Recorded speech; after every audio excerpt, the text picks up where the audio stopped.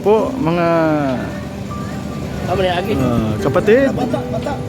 So ito po ngayon masasaksihan po natin ang pinakamalakas na sasakyan sa buong Pilipinas.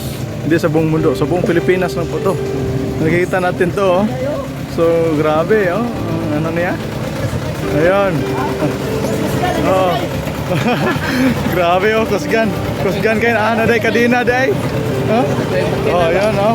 Maputik dyan pero kayang-kaya niya. Oh. Yung legit, yung gulong niya nilagyan ng ano. Yung gulong niya nilagyan ng kadina. Ayun. So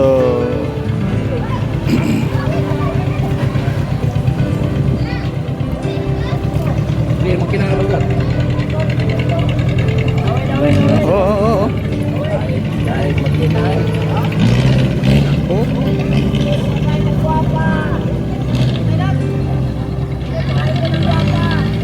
Grabe, oh, grabe ang ano niya, oh, maputik diyan. Kayang-kaya niya, oh. Putik talaga yan, oh. Grabe, oh. Grabe, oh. Talagang oh. Oh. Ayan. Parang ano yata, oh. Grabe. So yan. Yung pinaka ano dito sa Pilipinas.